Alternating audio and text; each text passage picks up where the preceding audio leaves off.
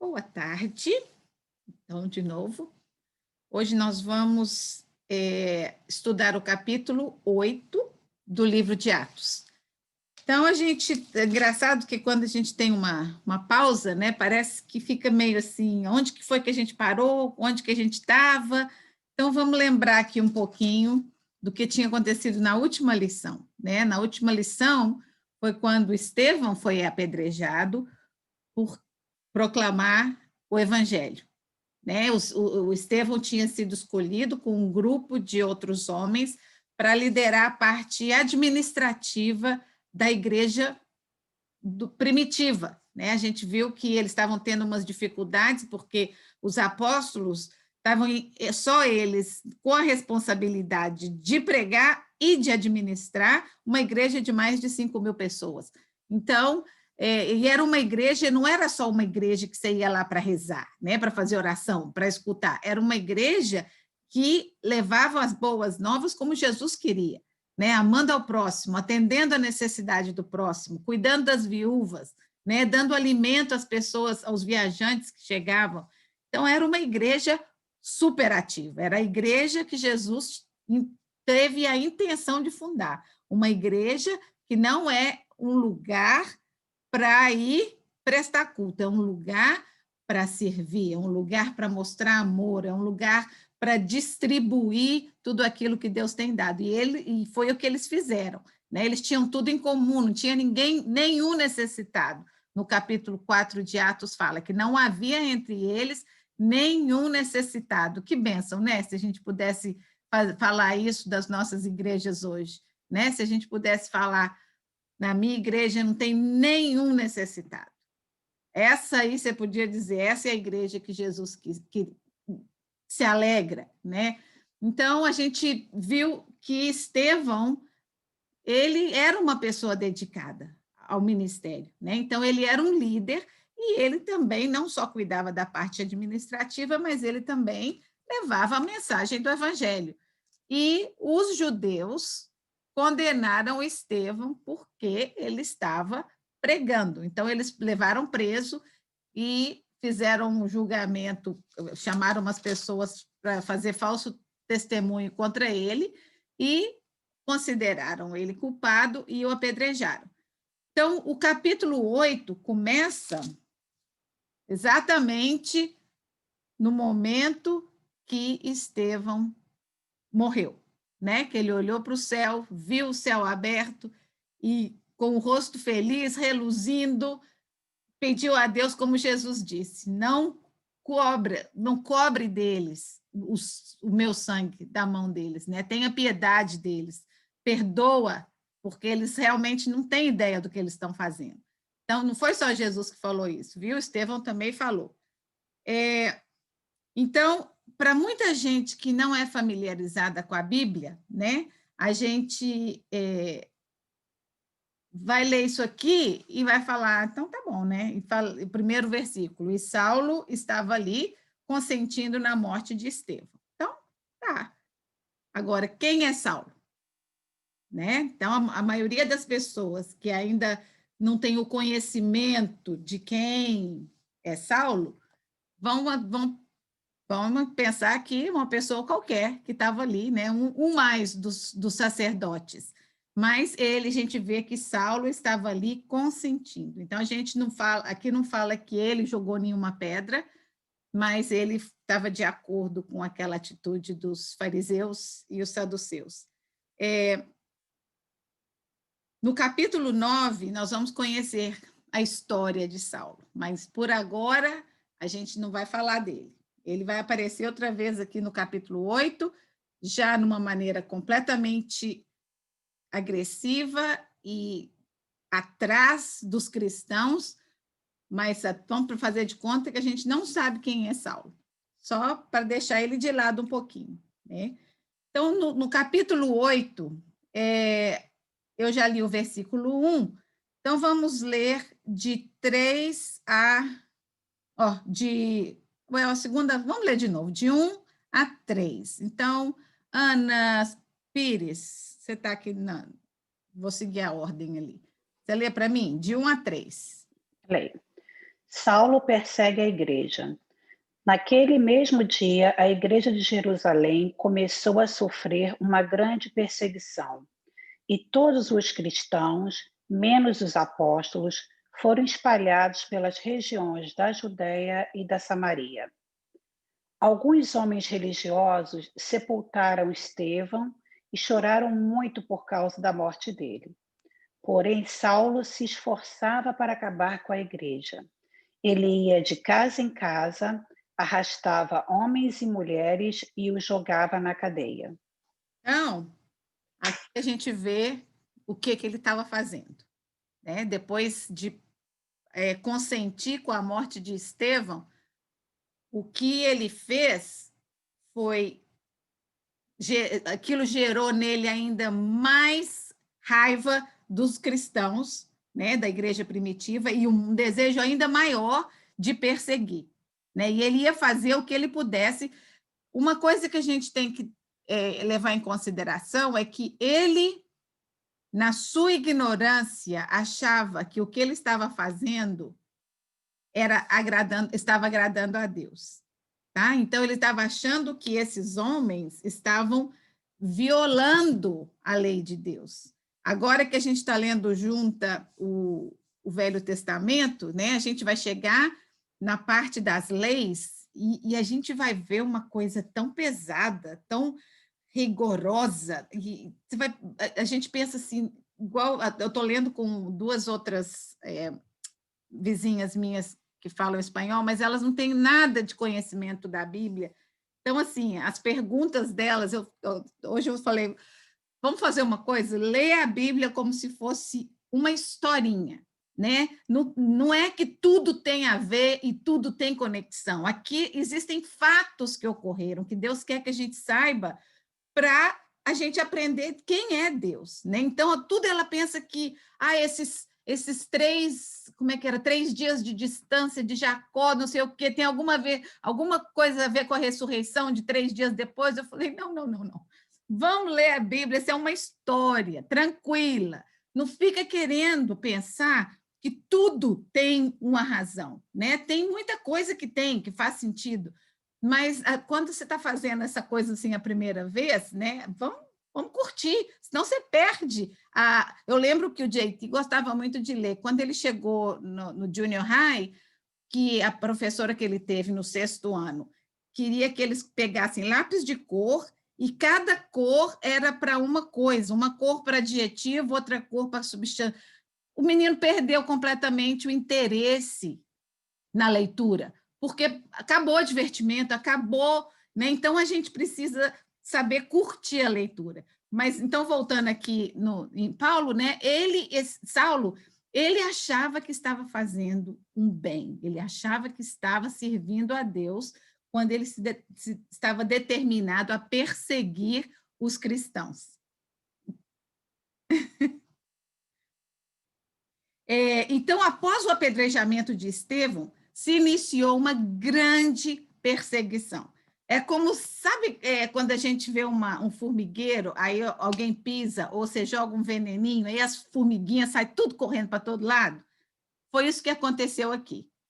Aquela igreja de 5.000 pessoas, como se tivesse jogado uma bomba e dispersou. Todo mundo saiu, o povo fugindo para todo lado para salvar a sua vida, porque a gente vai ver mais para frente que Saulo não estava só prendendo essas pessoas, ele estava matando, né? Como fez com Estevão, eles estavam sendo condenados à morte. Então, a igreja se dispersou, né? Agora, olha só a coisa mais interessante. Eu vou ler porque eu não quero perder nada disso aqui, porque na hora que eu estava lendo, Deus foi me falando, e eu achei muito interessante. Imaginem vocês, os apóstolos, acabavam de iniciar a missão de levar o evangelho às pessoas em Jerusalém. Então, os apóstolos, depois de servir 3 anos e meio com Jesus, estavam obedecendo a Jesus. Então, o que você espera quando você obedece? Tudo vai sair bem, né? Tudo vai acontecer do jeitinho que eu vou, porque eu estou obedecendo, né? E logo no começo, isso aqui tinha passado, nem sei, 1 mês ou 1 ano, não sei quanto tempo tinha passado. A igreja, que eles começaram o evangelho e a igreja estava crescendo, a igreja começa a ser perseguida, a ponto de ter que dispersar e todo mundo sair correndo. O apedrejamento de Estevão marcou o início da perseguição organizada contra a igreja. Então, não foi só um vizinho ir lá falar, não, era organizada. A gente vai ver que Saulo saiu para buscar uma carta assinada com autorização para perseguir, não só em Jerusalém, porque, por enquanto, eles estavam só sendo perseguidos em Jerusalém, por isso que eles fugiram para outros lugares. Mas Saulo tinha ido buscar uma carta para perseguir em toda a nação de Israel. Ele queria que esse povo fosse perseguido e culpado pelo ato que eles estavam fazendo, né? De levar uma mensagem de um homem que se dizia Deus, que morreu e que eles falaram que ressuscitou, né? Então, Saulo estava determinado. Aqui fala que ele ia de casa em casa. Imagina, ele não deve ter ido sozinho, né? Os romanos devem ter ajudado bastante, porque os romanos gostavam de uma carniceria, né? Gostavam de uma maldade. Ao lermos esse texto, podemos pensar, mas que tragédia, né? Como Deus pôde permitir que isso acontecesse, porque muita gente morreu. Os discípulos, membros da igreja primitiva, estavam obedecendo a Jesus. Por que deveriam sofrer? Mas, às vezes, lembra quando a gente leu a Torre de Babel? Faz pouco tempo, né? O que aconteceu ali? Deus tinha dado uma ordem que eles se espalhassem e multiplicassem, né? Mas o que aconteceu? Os homens resolveram, estava tudo tão muito bom ali, as familhinhas tudo junto, então nós vamos ficar por aqui mesmo, né? Então, tiveram duas razões, né, pelo evento da torre. A primeira foi a desobediência, né? Porque a única razão porque eles saíram todo mundo para um lado foi porque eles não podiam mais se comunicar. Então, cada um se foi e começou a sua família, e aí o mundo espalhou, né? E a outra foi porque eles estavam com a intenção de alcançar o céu e ser superiores a Deus. Eles acharam que eles podiam chegar a um nível tanto como ou maior do que Deus, né? E Deus, isso aí ele não vai permitir. Nem na imaginação, nem no coração da gente. A gente deve pensar ou querer isso, né? Então, essa frase, que todos foram dispersos, que fala aqui no versículo 2, todos, exceto os apóstolos, foram dispersos pelas regiões da Judéia. No final do versículo 1, nos lembra da parábola do semeador, porque foi nesse momento que o evangelho começou a ser semeado. A semente do evangelho começou a ser lançada através dessas pessoas que se dispersaram. Imagina cada um chegando onde eles foram, né? E contando, você não vai acreditar, a gente conheceu esses apóstolos, eles falaram de Jesus, e aconteceu isso, e aconteceu isso, outro. Eu vi paralítico andando, porque os apóstolos oravam em nome de Jesus, e tinha essa igreja maravilhosa. Então, assim, a mensagem foi espalhada, né? E os apóstolos, aqui fala que eles não foram, eles ficaram lá, em Jerusalém. Só os membros da igreja que foram. Eles podem não ter entendido o que estava acontecendo naquele momento. Eu tenho certeza que eles não entenderam. Ninguém queria passar por sofrimento, ninguém queria sair correndo da sua casa com sua família para salvar a sua vida, né? Mas Deus usaria e usou aquela perseguição para que eles saíssem da sua zona de conforto e fossem levar o evangelho aos outros lugares. Jesus não deixaria que a sua igreja se limitasse a barreiras raciais, culturais ou geográficas. A gente vai ver daqui a pouquinho o porquê disso aqui, porque o primeiro lugar que foi alcançado foi Samaria, e era um dos lugares que tinha mais rixa com os judeus. Mas a gente vai chegar lá já já. Mais uma vez, Saulo é mencionado no versículo 3, mas agora como uma figura ativa na perseguição dos cristãos. Ele não estava apenas prendendo os que pregavam o evangelho. Sua missão era destruir a igreja primitiva, custe o que custar. Ele estava devastando, assolando, arrancando das casas homens e mulheres, e colocando-os na prisão. Então, isso aqui eu já falei, né? Que os apóstolos ficaram em Jerusalém. E, seguindo, então, o primeiro lugar que é mencionado aqui foi Samaria. E aqui diz que Filipe começou a pregar em Samaria. Então, a gente vai pensar, então, como é que os apóstolos não foram e Filipe estava pregando? Esse Filipe é aquele Filipe que aqui no capítulo 6, deixa eu ver, capítulo 6, no versículo 5, lembra quando teve o problema administrativo na igreja e eles chamaram homens sábios e maduros da igreja, Estevão e Filipe, foram um desses homens mencionados aqui no capítulo 6, versículo 5. Então, esse Filipe aqui não foi o discípulo, esse Filipe foi um dos membros da igreja. Então, ele foi para Samaria e começou a pregar. Ana Chamon, você lê para mim, de 4 a 8?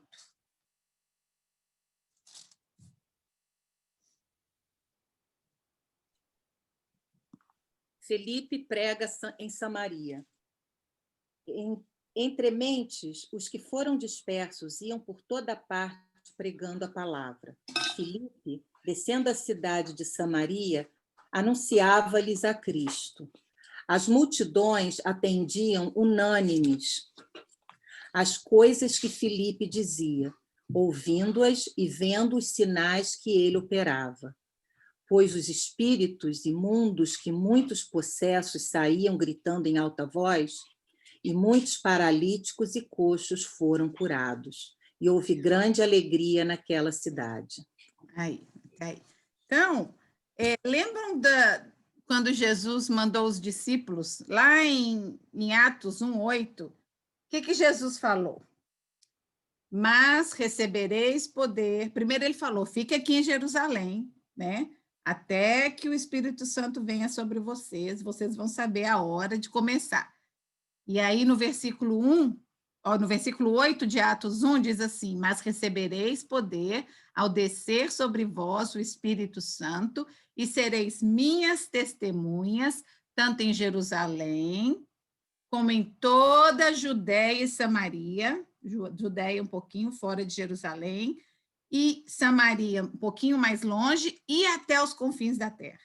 Então, Jesus ali estava dizendo, vocês não vão ficar só aqui, vocês vão sair pelo mundo. Esse evangelho tem que alcançar. A gente vai entendendo, à medida que a gente conhece o propósito da morte e da ressurreição de Jesus, quando a gente estiver lendo o Velho Testamento, a gente tem que entender por que Jesus veio, qual que foi o plano de Deus em mandar Jesus. Primeiro, precisava de uma lei rigorosa, precisava separar um povo especial, um povo que entendesse quem era Deus e que pudesse depender dele. Depois, aquele relacionamento tão pesado que o povo precisava para ter com Deus, não era o que Deus tinha intencionado. Lembra no Jardim do Éden, que Deus vinha toda tarde conversar com Adão e Eva, né, pelo jardim, era aquela intimidade, aquela coisa gostosa. E aí, Adão, que nome que você deu para aquele bicho ali hoje? E aí, aquelas conversas gostosas, né? E não estava acontecendo. Por quê? Porque precisava de um mediador, precisava do sacerdote, Deus falava através dele, e tinha que sacrificar o bichinho, e tinha que levar o sangue. Então, era muito ritual. Então, Deus falou, não, eu vou entregar o meu filho perfeito, o sangue do cordeiro perfeito, que vai de uma vez por todas, acabar com esse sacrifício antigo. Agora, daqui para frente, depois da morte e ressurreição de Jesus, não existia mais necessidade daquele sacrifício, porque o cordeiro mais perfeito que já existiu nesse mundo já tinha dado a sua vida por nós. Então, agora era aceitar pela fé esse presente, essa graça, esse amor que Deus estava oferecendo, né? Este é o momento, mas até esse momento, então, até aquele momento que aconteceu aqui, a dispersão da igreja, eles estavam muito confortáveis, eles não queriam mais, eles queriam ficar ali, né, no conforto deles. Mas a perseguição fez com que eles obedecessem o chamado de Jesus para levar o evangelho a Judéia, Samaria, e de lá a gente hoje vai ver 2 lugares diferentes, né? A gente vai ver Samaria, e aí vai ter mais uma história que vai contar que esse evangelho vai para a África, e da África só Deus sabe para onde, né? Existia uma inimizade entre os judeus e samaritanos. Então, vamos lembrar, alguém sabe por quê? Então, eu procurei saber exatamente de onde que vem, porque às vezes é importante a gente saber. A gente viu que Jesus contou a parábola do bom samaritano, né? Lá atrás, e às vezes a gente lê, escuta essas parábolas e não entende, mas era uma rixa, o que que era, né? Então, Jesus contou essa parábola do bom samaritano, que parou para ajudar um judeu que tinha se ferido, e era uma coisa super rara, porque quem tinha que ter parado era o priest ou o levita, era um dos outras pessoas que se diziam tão caridosas, mas quem parou, na verdade, foi um inimigo, né? Que parou e foi ajudar o que estava ferido. Depois Jesus teve um encontro com a mulher samaritana, onde ela falou, mas você, judeu, falando comigo, você não sabe que a gente não conversa? Né? Como é que você vem aqui falar comigo? Primeiro, eu sou mulher, homem não conversa com mulher, e depois eu sou samaritana e você é judeu. Então, vamos saber aqui a origem. Os samaritanos eram descendentes de uma mistura do remanescente de Israel com os estrangeiros que foram introduzidos na Samaria. Isso vai ficar claro depois, quando a gente está lendo agora a Bíblia, por isso que hoje, não sei se eu estou um pouquinho adiantada, então eu não sei os comentários lá, mas quando a gente começar a ler muita genealogia, eu recomendo, realmente é chato, ler rapidinho, passa, mas no finalzinho, por exemplo, vai ter hoje a descendência de Esaú, ou a descendência de Jacó. Então, tem alguns nomes que são nomes que vão fazer muita diferença mais na frente.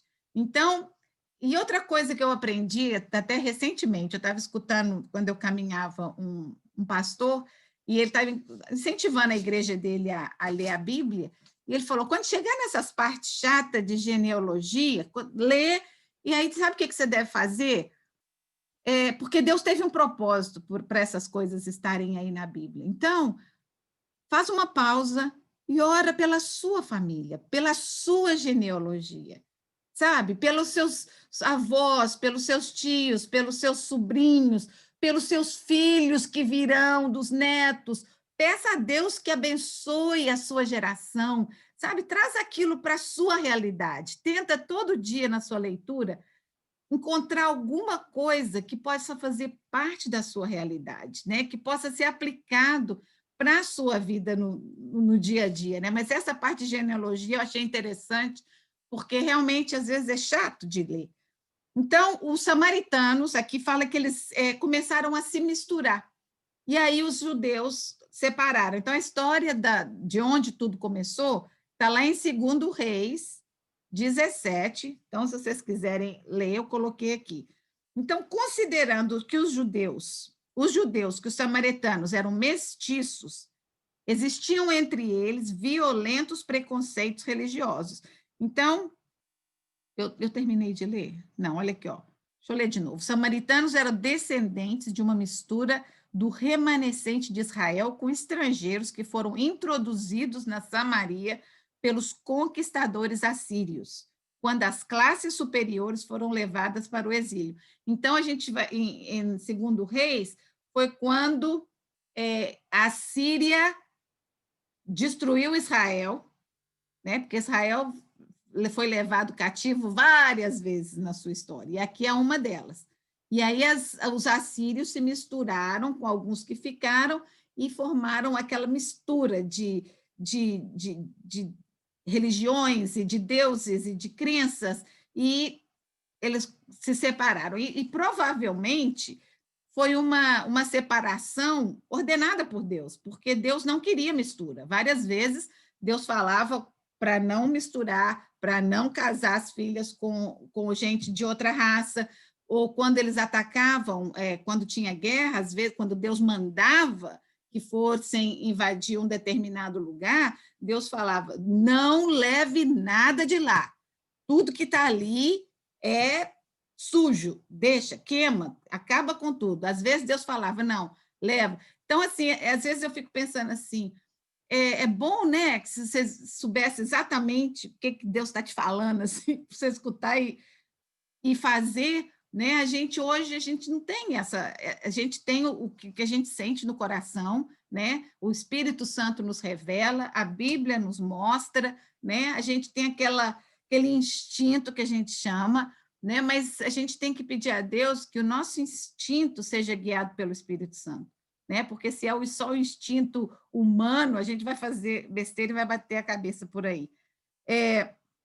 Para expressar o seu desdém pelos samaritanos, os judeus viajavam para a Galiléia e que viajavam, né, evitavam passar pela Samaria. Eles davam uma volta enorme só para não passar no território samaritano. Então, assim, quando o JT estava aqui, a gente estava assistindo The Chosen, e ontem não, segunda-feira à noite, o Jimmy e eu terminamos de ver o último episódio, e foi o episódio da mulher samaritana, né? E interessante demais, porque o jeito que eles trazem a história para a nossa maneira de entender, né? Então, Jesus chega naquele lugar e os discípulos dizem, não, mas a gente não pode passar por aí. Isso aí não é o caminho que a gente faz para ir para Jerusalém, nós temos que ir para o outro lado. Não, vocês vão para lá e vocês me encontram aqui nesse poço aqui mais tarde. Né? Então, assim, essa rixa existia. Né? Só depois, assim, ainda existem muitas rixas, né? entre os árabes e os judeus, mas quando o evangelho entra no coração das pessoas, se quebra essas barreiras sociais, raciais, culturais, quebra a barreira. Porque o evangelho de Jesus Cristo é amor ao próximo, é respeito ao próximo, né? Aquele amor que não olha uma cor, que não olha o que você acredita, você precisa, eu vou te servir, eu vou te ajudar, né? Esse é o evangelho. Claro que quando a gente conhece o evangelho, a gente vai querer levar a mensagem a outra pessoa. E hoje, exatamente o tema dessa lição de hoje é levar o evangelho. Né? Agora, eu não posso forçar ninguém, porque quem faz isso é o Espírito Santo. Né? Eu sou uma mensageira, uma discípula, uma missionária de Jesus. Né? E cada uma de nós fomos chamadas para isso. Mas é o Espírito Santo que faz a obra, que convence as pessoas. Os samaritanos construíram um templo rival no Monte Gerizim. Então, isso a gente viu na conversa de Jesus com a mulher samaritana. Ela falou, a gente aprende que a gente tem que adorar aqui, porque o Deus está aqui, mas os judeus falam que o Deus está em Jerusalém e que tem que ir lá. E aí, o que Jesus fala? Vai chegar um tempo, e já está bem perto, você não vai precisar de ir em templo nenhum para adorar a Deus. E eu posso ver, eu adoro ver filme, porque a imagem fica gravada na minha cabeça, essa conversa de Jesus com a mulher samaritana, porque ela não podia entrar no templo, porque ela era considerada suja, porque ela tinha tido um monte de marido, e ela não tinha esse privilégio, né, de adorar. E ela falou, então como que vai ser? Onde que eu vou adorar a Deus? Né? E ele fala, no seu coração. Deus vai morar no seu coração. Né? E ia ser tão lindo, até arrepia, só de pensar. João 4,20 é a conversa dele com ela, da mulher samaritana. Nossos antepassados adoravam nesse monte, mas vocês, judeus, dizem que é Jerusalém o lugar. Então, as rivalidades eram na área religiosa também. Né? Jesus havia dito à mulher samaritana que o tempo estava chegando em que não seria necessário templos para adorar a Deus. João 4,23, Jesus disse, no entanto, está chegando e a hora chegando a hora, e de fato já chegou, em que os verdadeiros adoradores adorarão ao Pai em espírito e em verdade. São estes os adoradores que o Pai procura. Né? O Pai não quer aqueles adoradores que vão só por ritual, só por costume. Ele quer que a gente vá ao templo, sim, ele quer que a gente vá ao templo, mas ele quer que a gente vá não para um encontro social, mas para adorar ao Pai, para adorar a Jesus, para ter relacionamento, fellowship, como fala aqui, né? Uns com os outros, e a comunhão, e a aprender a servir junto, aprender a se dar, aprender a estudar a palavra de Deus. É isso que Jesus quer. Entretanto, a mensagem do Evangelho de Jesus transcendeu a barreira existente no primeiro século entre os judeus e samaritanos. Então, aqui, quando Filipe chegou pregando o Evangelho em Samaria, aquela mensagem foi tão poderosa. Eu imagino que aquela mulher samaritana deve ter causado um impacto também em algumas pessoas que já tinham ouvido, porque o encontro dela, para mim, ela foi a primeira missionária de verdade que foi, porque ela saiu dali. Então, eu vou chamar todo mundo, né? Eu acho tão lindo, porque o Jesus do The Chosen fala assim, eu queria mesmo que você fizesse isso, né? I was counting on that. Então, que ela ia chamar todo mundo para vir conhecer esse homem que tinha falado tudo que ela tinha feito na vida sem nunca ter conhecido, né? Então, assim, aquela história, porque não era uma cidade como Houston, né? Provavelmente, muita gente tinha ouvido da história da mulher samaritana. Então, quando esse Filipe e as outras pessoas chegaram ali falando desse Jesus e fazendo os milagres e os sinais que Jesus fazia, eu acho que muita gente creu porque já tinha ouvido falar, né? Foi como uma confirmação daquela mensagem. E muitas outras pessoas devem ter sido a primeira vez que ouviram falar, mas a mensagem foi aceita, né? Por muita gente. Eles foram bem recebidos em Samaria. O Espírito de Deus despertou um companheirismo amoroso nos cristãos, que suplantou todo o ódio racial existente há séculos. A formação da igreja em Samaria indica que não há nenhum espaço para racismo na igreja, pois Jesus morreu pelos pecados do mundo inteiro. É necessário crer e aceitar esse sacrifício de Jesus como a única maneira para alcançar a salvação. A mensagem de Filipe em Samaria foi o Messias, o Cristo. Então, Messias era Cristo, Jesus Cristo, né? Porque Jesus era o nome do homem, né? Mas Cristo era Messias, Filho de Deus.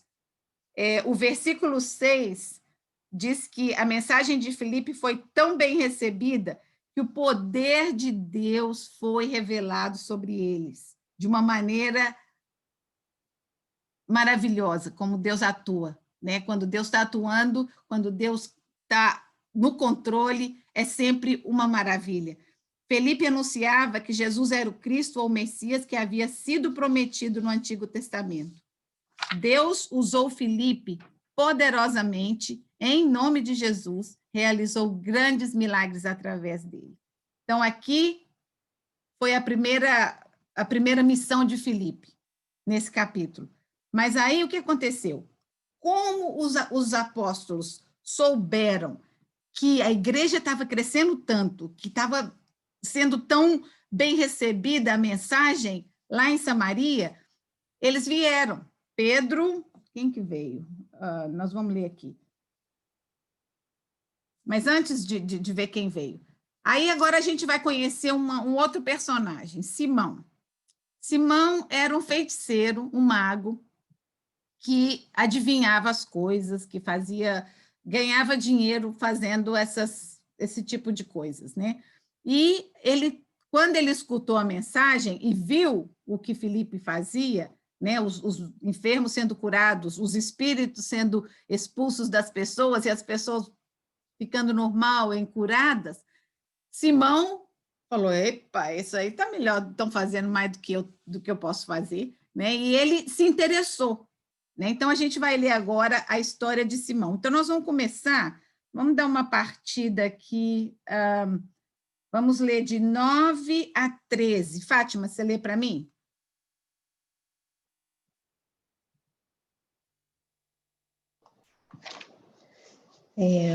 E estava ali um certo homem chamado Simão, que anteriormente exercera naquela cidade a arte mágica e tinha iludido a gente de Samaria, dizendo que era uma grande personagem,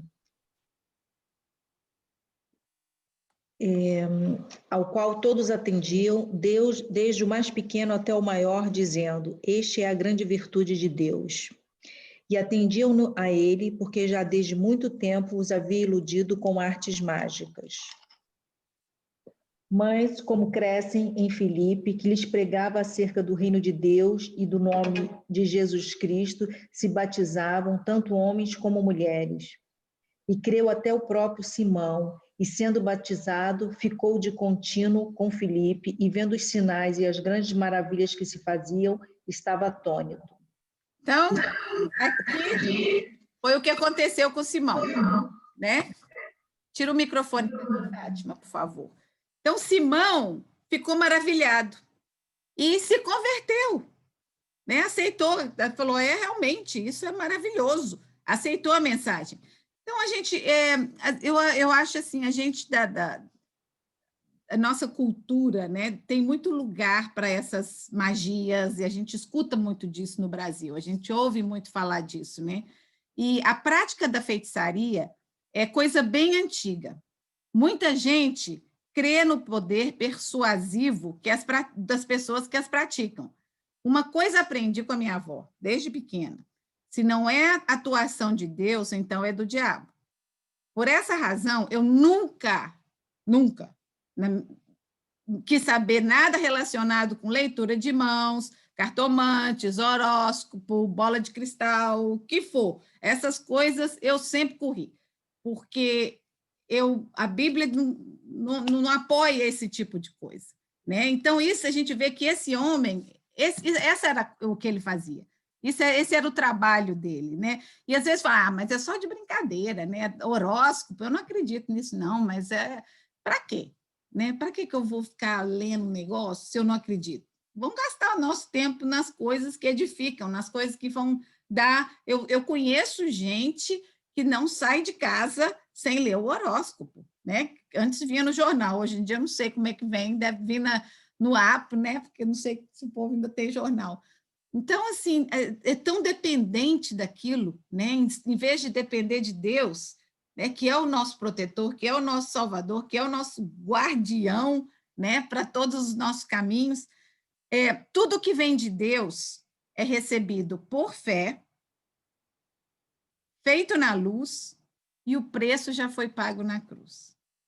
Tudo que é feito no escuro, às escondidas, e necessita de ser pago em dinheiro, deve ser questionado. Né? Inclusive, os evangélicos que cobram aí para fazer milagre, Deus não aprova isso. Isso, nada que... A Bíblia diz que a gente deve dar o dízimo na sua igreja, se você tem uma, você é fiel à sua igreja, por quê? Porque precisa de manutenção, é a minha segunda casa, eu passo mais tempo na igreja do que em qualquer outro lugar, né? A minha casa, a minha igreja é a minha segunda casa. Então, eu estou ali, eu não estou dando meu dinheiro para a igreja, eu estou dando para Deus, né? E eles vão usar, e eu realmente não tenho nada que eu venha reclamar, pelo menos até agora, do que eu vejo, o dinheiro ser usado, e precisa de manutenção, precisa de pagar empregado, precisa de mandar menino que não tem dinheiro para o beach retreat, para os acampamentos de criança, um monte de criança que é pobre e que não pode ir, a gente manda de graça, né? Então, existem as necessidades. Lembra que na igreja primitiva, as pessoas vendiam o que tinha e davam para os apóstolos, para quê? Para servir as necessidades uns dos outros. Então, é necessário. O feiticeiro Simão reconheceu que o poder de Filipe era maior do que o dele. Ele se interessou não pela mensagem e o autor dos milagres, mas ficou impressionado com o que viu. Quantas pessoas ficam só na admiração do evangelho e da pessoa de Jesus, ou da pessoa usada por Deus para levar a mensagem do evangelho, realizar o milagre, mas o seu coração ainda não experimentou a presença viva e real de Deus. Deus conhece os nossos corações. Às vezes a gente vai lendo lá no Velho Testamento, né? Mas como que Deus aceitou Abraão, né, mentir, ou enganar, falar que a mulher é irmã. Deus conhecia o coração de Abraão, ele conhecia a fidelidade de Abraão. Então, a gente é imperfeito, nós vamos sempre ser imperfeitos. Eu posso não fazer o mesmo erro de Abraão, mas eu vou fazer outras coisas que vão desagradar a Deus. Então, a gente precisa de tentar colocar o nosso coração alinhado com a vontade de Deus, porque Deus conhece, né? E se a gente tem alguma coisa, eu sempre lembra do versículo do Salmo 139? Senhor, sonda-me, conhece o meu coração, prova-me, vê se há em mim algum caminho mau e guia-me pelo caminho eterno. Então, é quando a gente se dispõe, Deus, eu não sei, mas se tem alguma coisa negativa, se tem alguma coisa ruim no meu desejo, no meu coração, me ajuda a ver para que eu possa confessar e o Senhor possa me guiar pelo caminho que o Senhor tem para mim, né?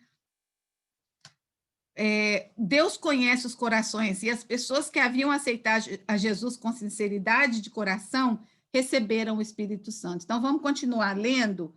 Nilta, você lê para mim de 14 a 25, por favor? De 14. Ok. Os apóstolos que se achavam em Jerusalém, tendo ouvido que a Samaria recebera a palavra de Deus, enviaram-lhe Pedro e João. Estes, assim que chegaram, fizeram oração pelos novos fiéis, a fim de receberem o Espírito Santo. Visto que não havia descido ainda sobre nenhum deles, mas tinham sido somente batizados em nome do Senhor Jesus Cristo. Então, os 2 apóstolos lhes impuseram as mãos e receberam o Espírito Santo. Quando Simão viu que se dava o Espírito Santo por meio da imposição das mãos dos apóstolos, ofereceu-lhes dinheiro, dizendo: dai-me também esse poder, para que todo aquele a quem impuser as mãos receba o Espírito Santo. Pedro respondeu: maldito seja o teu dinheiro, e tu também, se julgas poder comprar o dom de Deus com dinheiro.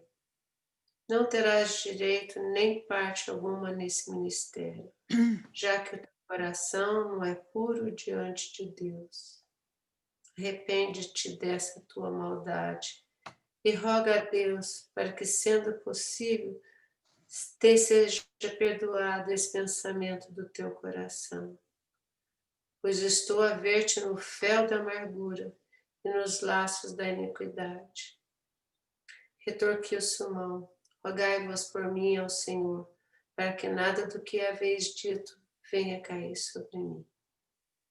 Os apóstolos, depois de terem dado testemunho e anunciado a palavra do Senhor, voltaram para Jerusalém e pregaram a boa nova em muitos lugares dos samaritanos.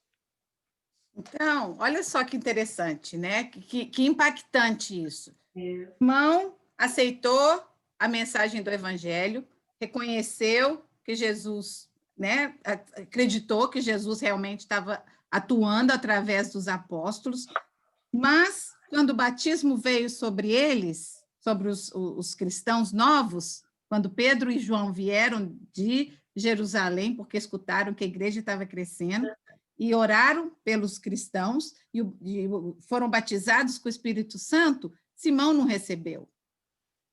Então, a gente vê, o que a gente vê aqui? Ele andava com os discípulos para todo lado, né? Ia para a igreja, cantava, né? Parecia que era um deles, mas o coração dele só Deus conhecia, né? O que Simão queria? Simão queria aquele poder, ele queria receber a glória, receber os aplausos, né?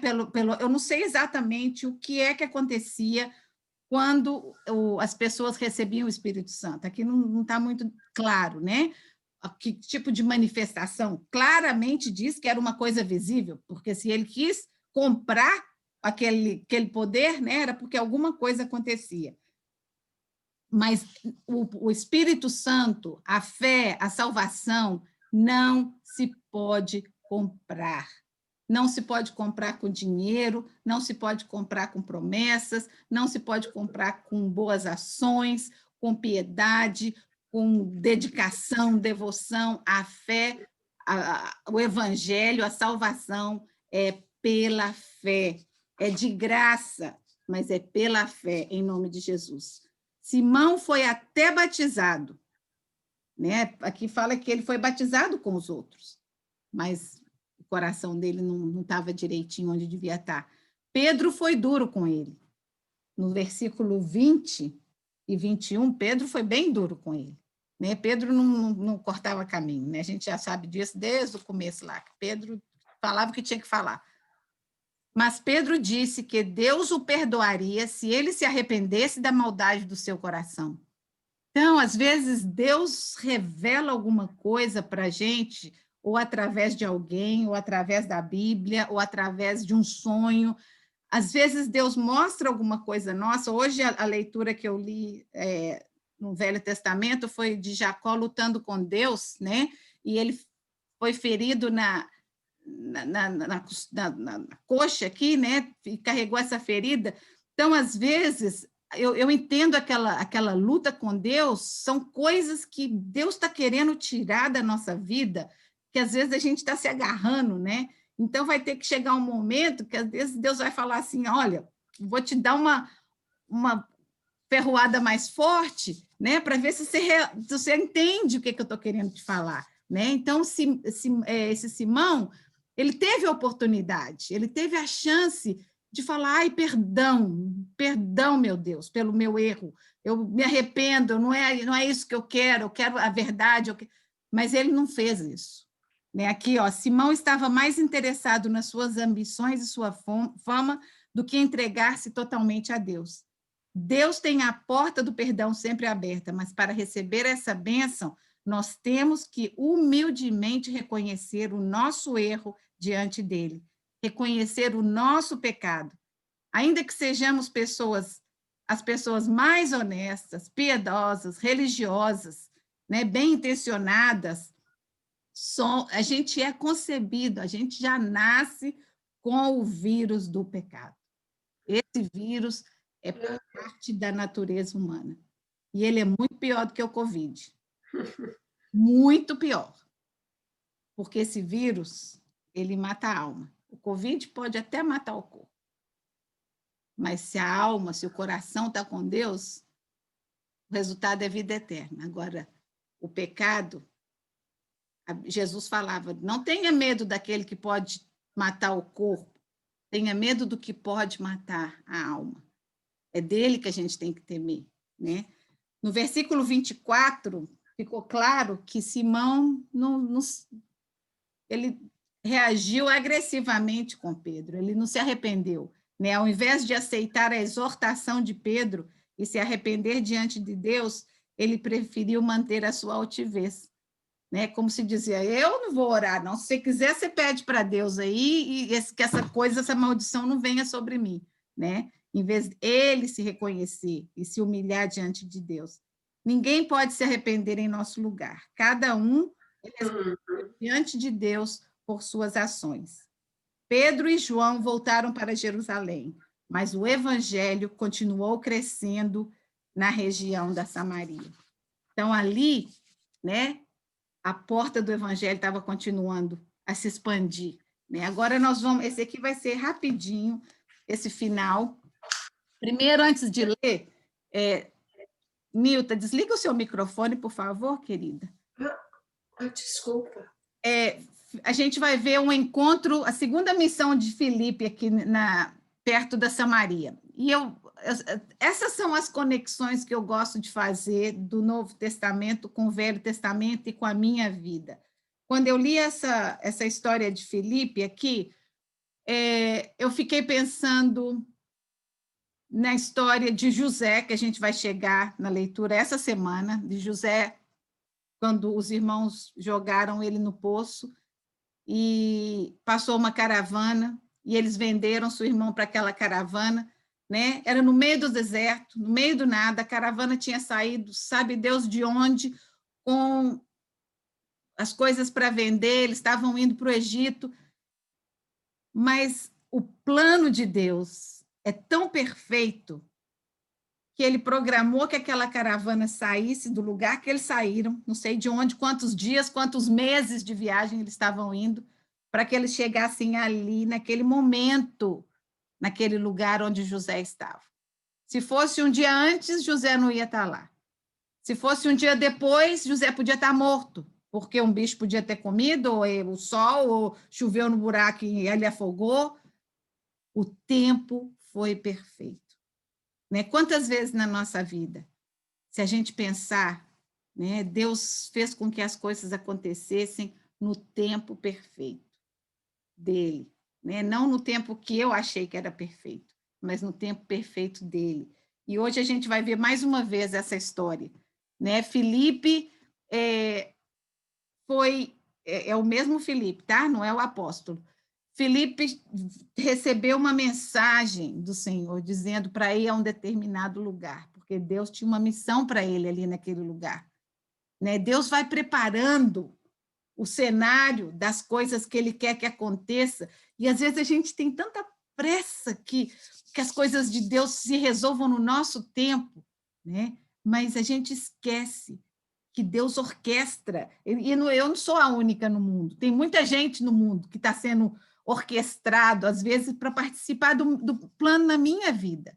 Né? Tem muita gente que, às vezes, entra na minha vida de repente, eu falo, não entendi, e depois você vai entender. Né? Muitas de nós aconteceu isso, eu estou vendo aqui a carinha de algumas, a gente, de repente, ups, encontramos, e aqui a gente está. Né? Então, assim, Deus, o plano dele é orquestrado da maneira dele, não é da nossa. Né? Deus chama Filipe para uma missão desconhecida.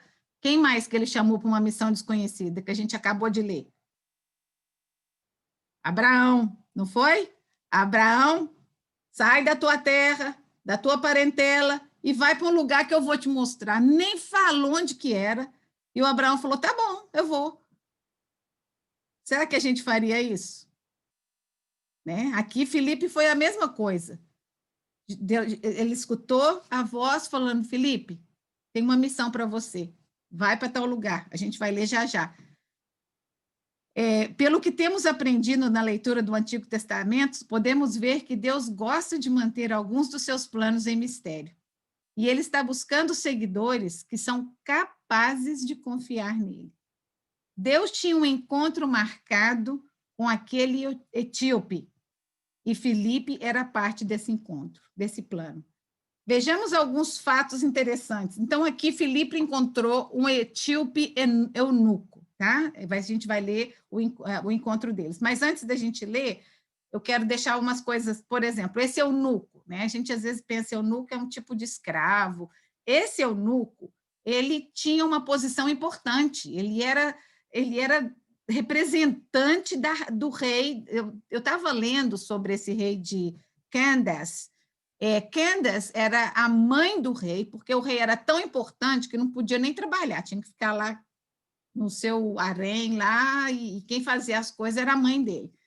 E o eunuco, não falo o nome dele, não, falo um etíope eunuco, viajava fazendo as transações, ele era uma pessoa de confiança, e ele tinha vindo a Jerusalém para adorar. Então, ele era uma pessoa importante, de um status importante, estava viajando de carruagem, não era a pé nem de cavalo, era cristão, não cristão, era temente a Deus, né? Porque ele tinha vindo a Jerusalém para adorar a Deus, a gente vai ler na descrição. E outra coisa, a gente não sabe se ele era... Lembra que existiram as épocas das misturas muito, né, dos judeus com outras nações. Então, a gente não sabe se ele era um judeu mestiço ou se ele era um judeu convertido. Ele se converteu ao Deus de Israel. O etíope estava lendo o livro do profeta Isaías. Então, ele tinha conhecimento do Velho Testamento. Ele estava lendo a Bíblia, né? E pelo que podemos deduzir na leitura, ele estava lendo em voz alta. Então, ele devia gostar de ler em voz alta. Então, vamos ler aí. Ailton, você tem a Bíblia ou não? Tá bom. Então, Aninha, Ana Pires, vamos começar de novo. Você pode ler para mim? Começando no 26 até o 29. Ok. Um anjo do Senhor disse a Felipe: apronte-se e vá para o sul, pelo caminho que vai de Jerusalém até a cidade de Gaza. Pouca gente passava por aquele caminho. Felipe se aprontou e foi. No caminho, ele viu um eunuco da Etiópia que estava voltando para o seu país. Esse homem era alto funcionário, tesoureiro e administrador das finanças da rainha da Etiópia. Ele tinha ido a Jerusalém para adorar a Deus. Na volta, sentado na sua carruagem, ele estava lendo o livro do profeta Isaías. Então, o Espírito Santo disse a Filipe: chegue perto dessa carruagem e acompanhe-a. Filipe correu para perto da carruagem e ouviu o funcionário levando o livro do profeta Isaías.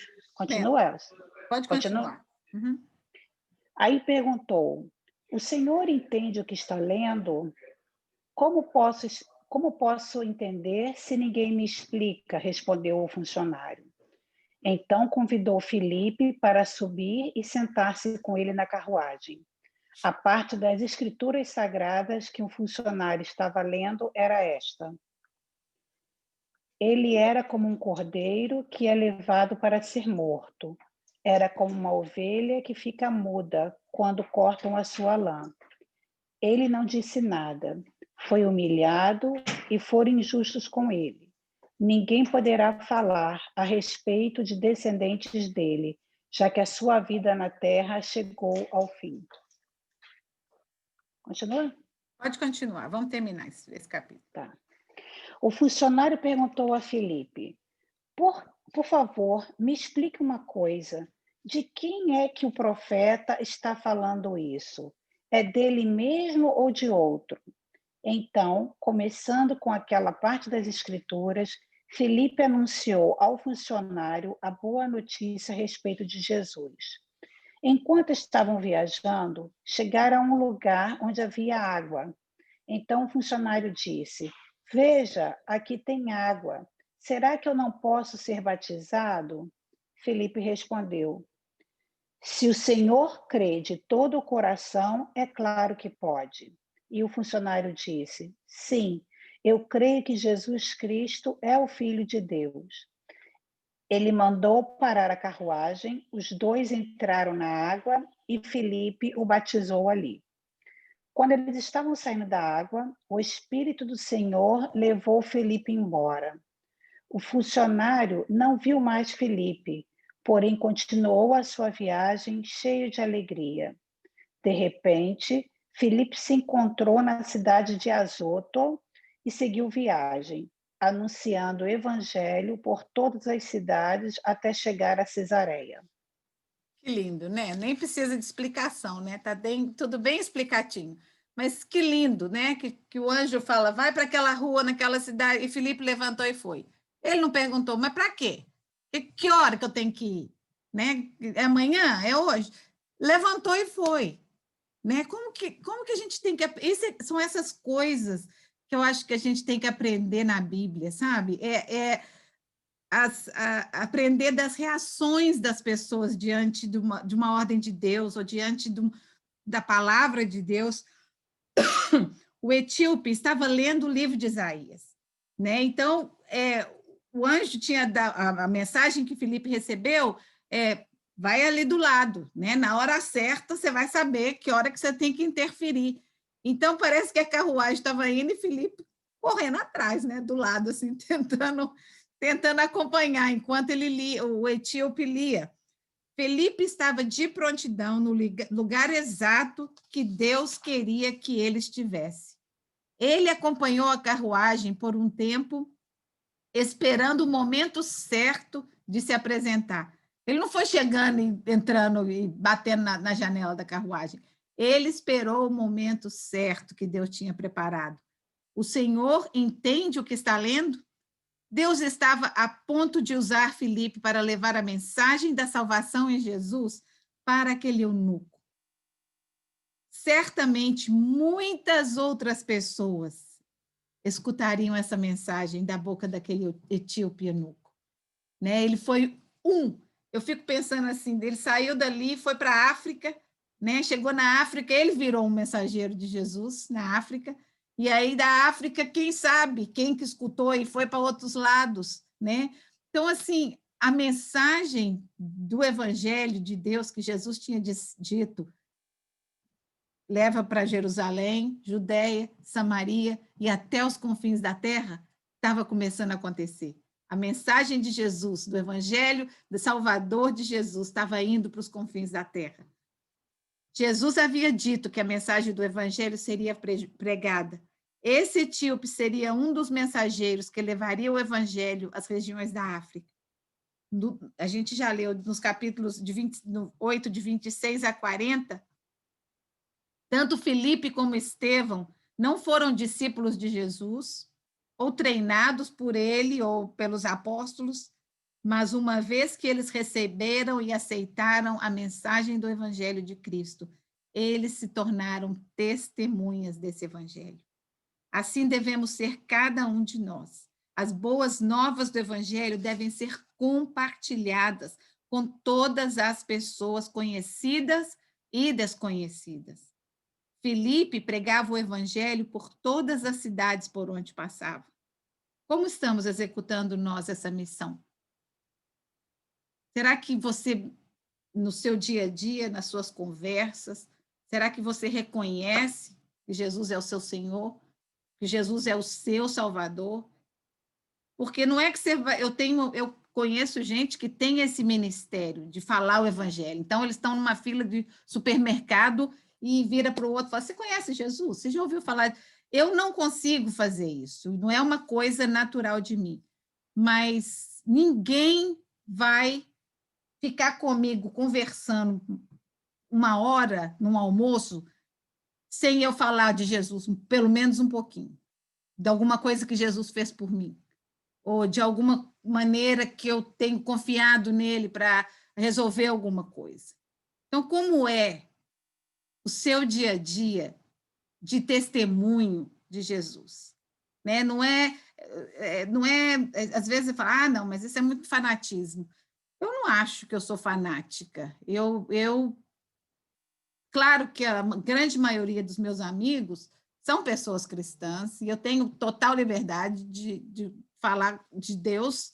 Na maioria deles, a maioria do tempo, a nossa conversa é em volta de Deus, do que eu aprendi, do que eu estou aprendendo, do que está acontecendo comigo, do que aconteceu, né? Mas a gente pode ser um missionário ou um mensageiro de Jesus eu acho assim, não é nem sem sair da nossa área de conforto, porque Deus quer tirar a gente da nossa área de conforto. Né? Não viu aqui que ele fez isso lá na Torre de Babel, fez isso com todas as pessoas que a gente vai conhecer na Bíblia, na leitura, né? Por que a gente vai ser diferente? Né?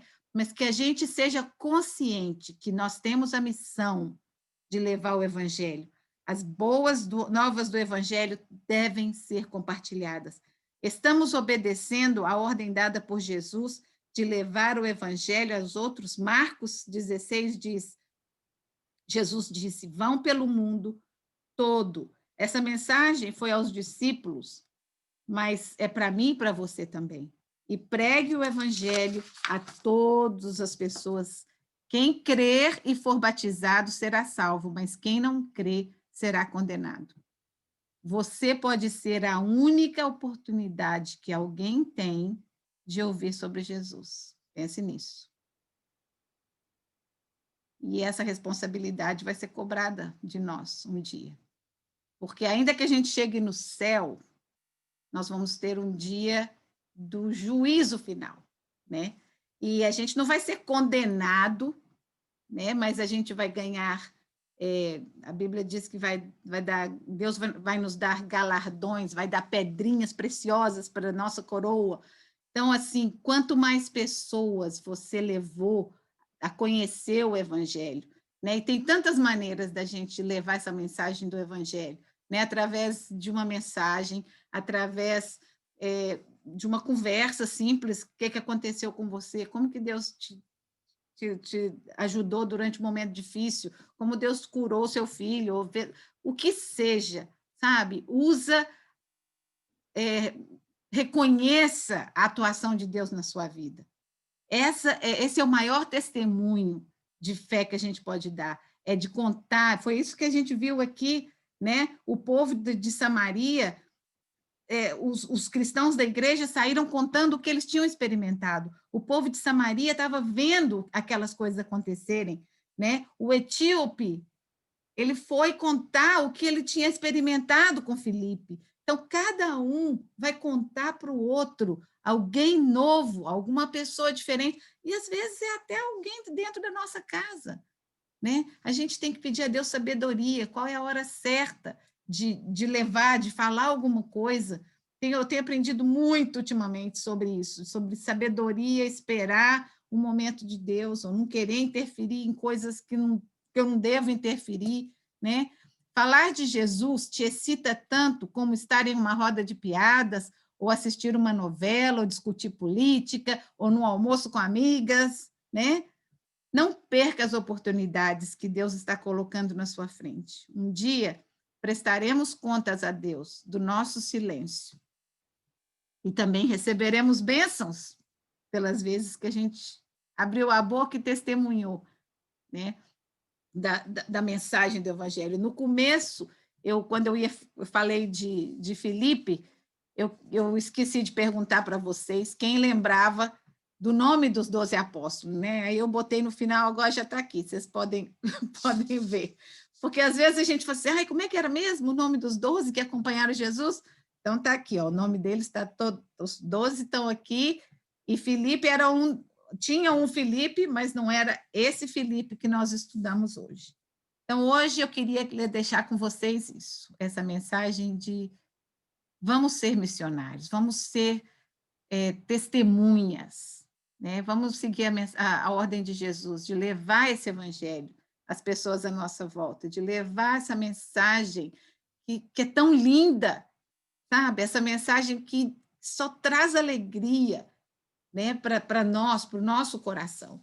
Então, que as pessoas vejam em nós excitamento, alegria, porque se eu for falar, sabe, Jesus morreu na cruz e ficou lá, não, Jesus morreu na cruz por amor, isso é uma maravilha, não é um drama, foi triste, foi sim, foi doloroso, foi horroroso, mas ele venceu, a gente não pode ficar fixado no sofrimento, porque ele venceu aquilo, foi para isso que ele veio, e ele venceu por quê? Por amor a cada uma de nós.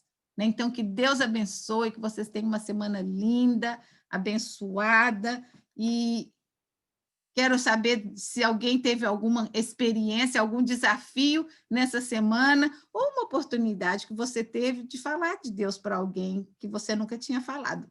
Semana que vem eu quero escutar, tá bom?